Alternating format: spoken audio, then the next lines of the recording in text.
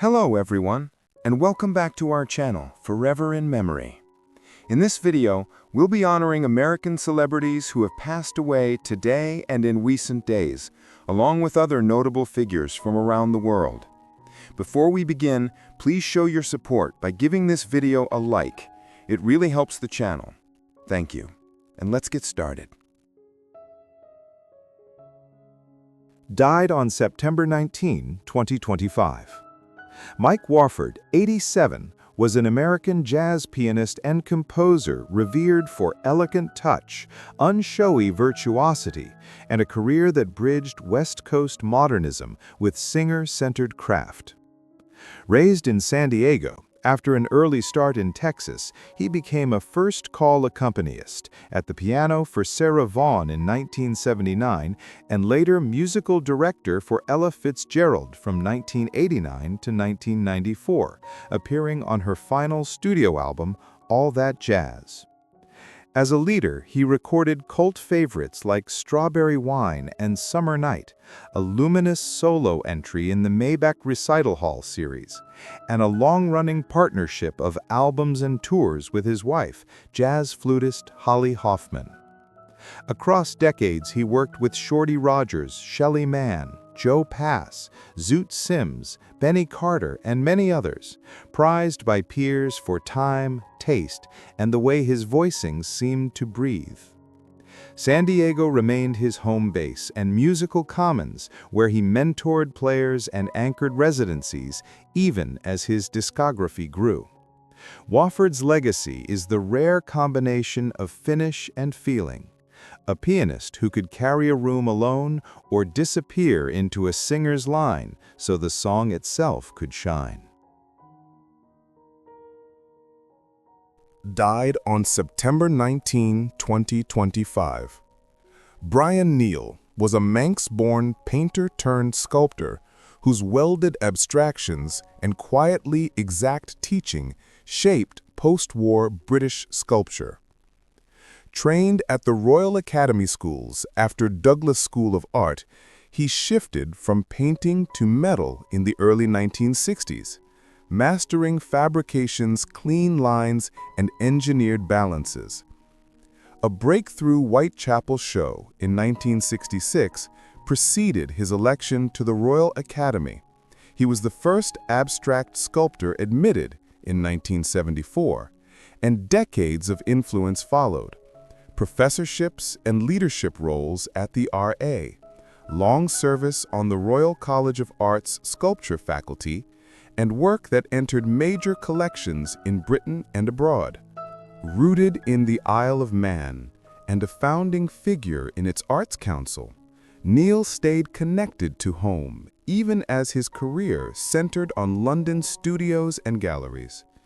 Late honors acknowledged the span of that life in art, among them an MBE in 2019, and tributes after his death described a generous mentor and meticulous curator as well as a maker. Fittingly, his final public piece, Ellipse, is slated for unveiling in the Tynwald National Park and Arboretum, a last conversation between his forms and the landscape that first shaped his eye. Died on September 20, 2025. Zubeen Garg, 52, was the Assamese superstar whose voice jumped borders and genres, an all-terrain singer-composer who moved from campus rock and Bihu folk to Bollywood ballads and Sufi pop without losing the grain of home. National fame arrived with Ya Ali from Gangster, 2006, but his catalog was vast. Assamese and Bengali albums that defined youth culture in the Northeast, film scores, acting and directing credits, and sessions in 40-plus languages that made him a rare pan-Indian polyglot of melody. He died in Singapore after a scuba diving accident, a day before he was slated to perform at a Northeast India festival there. tributes poured in from artists and politicians alike, a measure of how completely he had become the soundtrack of a region and a bridge to the rest of the country. Born Zubeen Barthakur in Meghalaya and raised in Assam, he broke through with the Assamese album Anamika 1992 and spent 3 decades writing, arranging, and producing songs that treated hooks and folklore with equal respect. Honors followed, including a National Film Award, Music Non-Feature, and an honorary D.Lit late in life, but he wore the laurels lightly. The work was the point. To fans, he was Zubeen Da, a restless studio rat and tireless stage act, whose output, by some counts, tens of thousands of recordings, felt less like a career than a running conversation with his audience. His legacy endures wherever a festival crowd sings back a chorus he carried from Guwahati to Mumbai and out into the world. Died on September 19, 2025. Julieta Norma Fierro Gosman, 77, was Mexico's most beloved popularizer of astronomy, a UNAM astrophysicist who turned hard science into everyday language for millions through books, TV, classrooms, and museum halls. A full researcher at UNAM's Institute of Astronomy and professor in its Faculty of Sciences, she wrote 40-plus books, many for young readers, fronted countless lectures and workshops, and helped build and lead science spaces such as Universum, all while keeping an active research interest in the interstellar medium and the solar system. For this bridge building between lab and public square, she earned major honors, including UNESCO's Kalinga Prize and the Astronomical Society of the Pacific's Klumpke Roberts Award, and, since 2004, held a seat in the Mexican Academy of Language, a rare recognition for a scientist. Her colleagues also tapped her to chair education initiatives within the International Astronomical Union, reflecting a lifetime belief that curiosity expands when you make knowledge sing. Born in Mexico City in 1948, Fierro never stopped teaching. Even late in life, she was publishing hands-on science activities and appearing at festivals to argue that astronomy helps us return to our origins, to nature, to wonder, to each other. Died on September 20th, 2025. Jairus Kipchoge Birech, 32, was a Kenyan steeplechase star whose 2014 season, African champion, Diamond League overall winner, and world-leading 7:58.41, announced him as one of the finest barriers runners of his generation. A Commonwealth Games silver medalist the same year, he was part of Kenya's deep steeplechase lineage, prized for even splits, crisp water jumps, and a late-race drive that broke fields in Monaco, Lausanne, and Brussels. He died after a period of illness, prompting tributes across Kenyan sport. Born in Uasin Gishu in 1992, Birech rose fast. African Junior Silver in 2011, Diamond League mainstay by 2012, and, at 21, victories on the biggest European tracks. His 7:58.41 in 2014 made him the 11th man under 8 minutes and pushed him into the steeplechase all-time top 10. Coaches lauded his economy over barriers. Rivals talked about his relentlessness between them. Even as injuries and illness shortened his competitive arc after 2018, he remained a touchstone for younger Kenyan runners, an example of precision, patience, and courage over 12.5 laps. He is remembered as a champion in results and in craft, a runner who made the most technical event look beautifully simple. Died on September 20, 2025. Hema Sain, 85, was a Pune botanist, teacher, and beloved popularizer of plant knowledge whose life and work were inseparable from her ethic of living lightly on the earth. A longtime faculty member and former head of the botany department at Abasaheb Garware College, 1962 to 2000, she mentored generations of students and kept publishing long after retirement, handwriting dozens of books that mixed taxonomy, local history, and everyday ecology. She was equally famous for her personal experiment in sustainability, decades without a household electricity connection in her boudoir pet ancestral wada, a routine organized around daylight, a solar lamp, a radio, and the animals she cared for. In Pune's markets and college corridors, she was the encyclopedia of plants, a meticulous field guide with a gift for turning street trees and roadside herbs into living lessons. She leaves a city full of former students, neighbors, vendors, and fellow naturalists who learned from her that science can be both exact and intimate, and that a meaningful life can be built from attention, restraint, and care.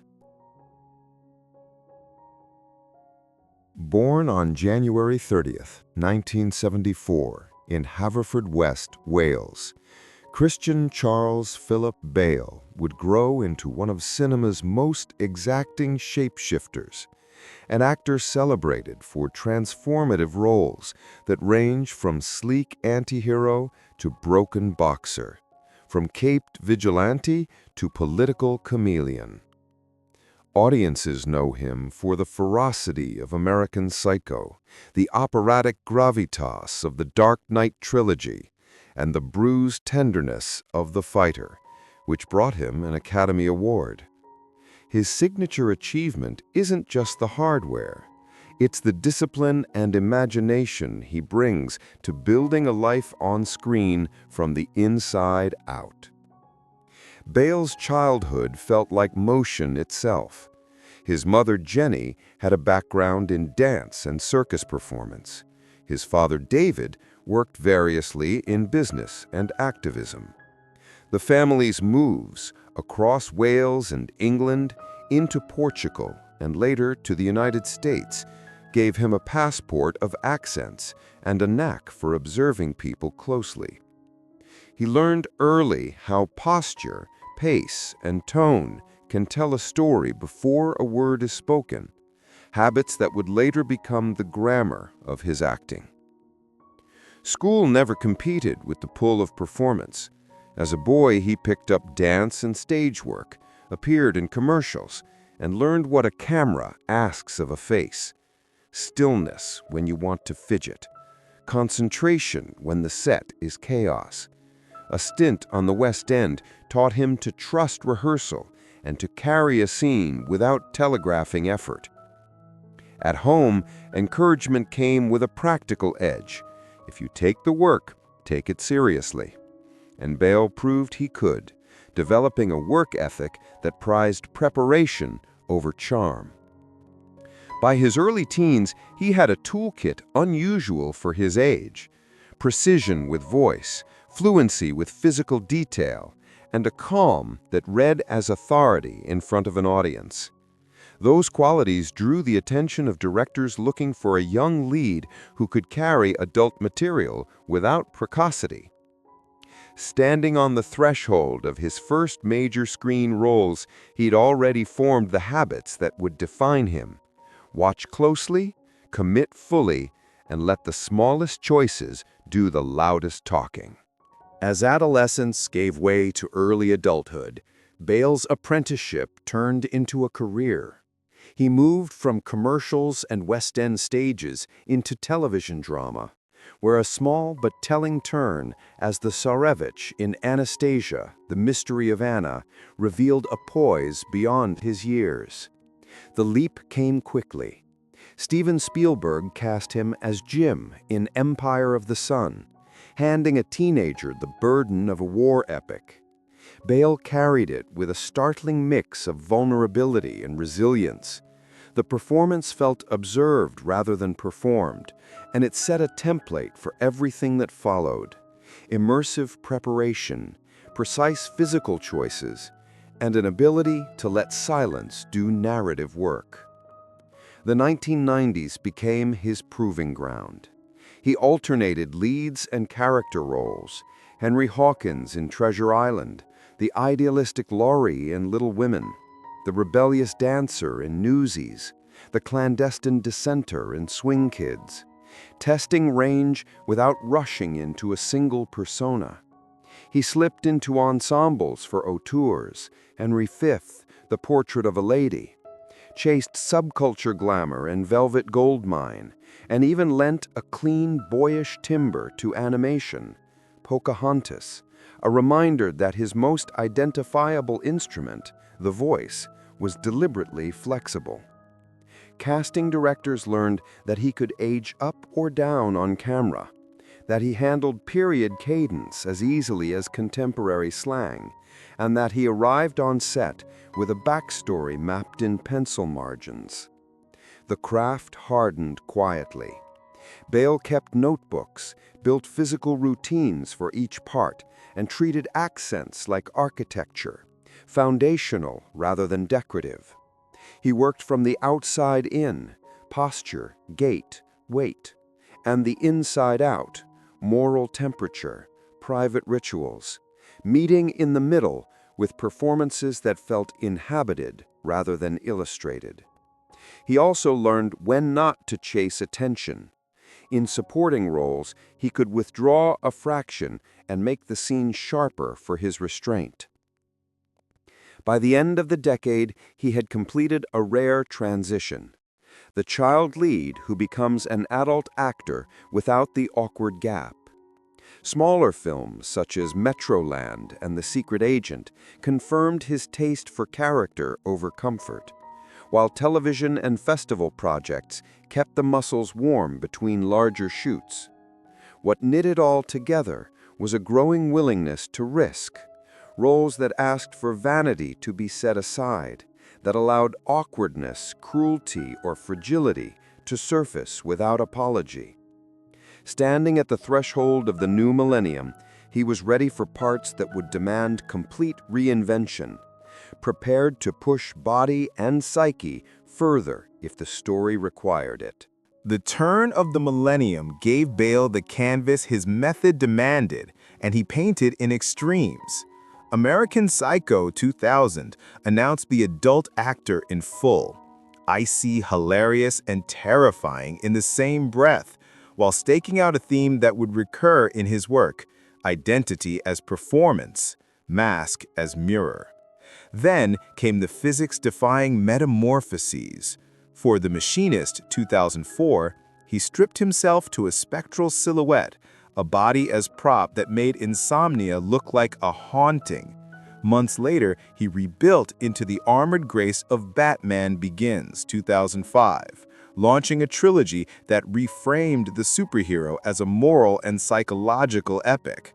Between capes and cowl, he threaded sleight-of-hand prestige dramas like The Prestige, survivalist endurance with Rescue Dawn, and American Myth recast as hard men with soft centers, 3:10 to Yuma, each time recalibrating voice, weight, and gait until a new person stood where the last one had been. With The Dark Knight 2008 and The Dark Knight Rises 2012, Bale and Christopher Nolan made blockbuster spectacle feel authored. The growl wasn't a quirk, but a shield. The physicality was an ethic, discipline as character. While those films redefined the franchise movie, Bale kept slipping outside doors to chase sharper notes. The Fighter 2010 let him torque all that discipline into fragility, a vibrating live wire of a man whose bravado can't quite mask the breakage, earning him the Academy Award. Out of the furnace and hostels tested a quieter register, grief that sits in shoulders and jawline. American Hustle turned weight gain and a comb-over into a moral argument about self-invention. Vice, 2018, transformed him into a political sphinx, the mechanics of breath and stillness doing as much as the makeup. In Ford versus Ferrari, the obsession moved to the open road, a driver's monkish focus, kinetic but inward, where the drama is measured in tenths of a second, and the price of pride. Even the detours widened the map. He gave villainy a tragic pulse as Gore in Thor: Love and Thunder, reminded audiences how much narrative a whisper can carry in The Pale Blue Eye, and continued to treat accent and posture like needles on a compass, tiny adjustments that send a character due north. Behind the scenes, he built a reputation for set discipline without fuss, preparation without romance, dialect work done early, physical routines yoked to the script's calendar, props treated as tools to teach the body what the mind already knows. Directors rely on him not only for transformation, but for the connective tissue of a film, the way he keeps a world coherent from scene to scene. What remains, after the headlines about Wade and wigs, is a principle. Bale treats acting as the patient accumulation of small truths until a stranger becomes inevitable. The showy alchemy is there, but it's grounded in craft. How a man ties his shoes when he's late, how he eats when he's hiding something, where the eyes go when the lie becomes habit. From a boy who learned to watch people in transit to an actor who can vanish in plain sight, Christian Bale has built a career that argues, quietly and relentlessly, that character is choice, made again and again, until the camera believes.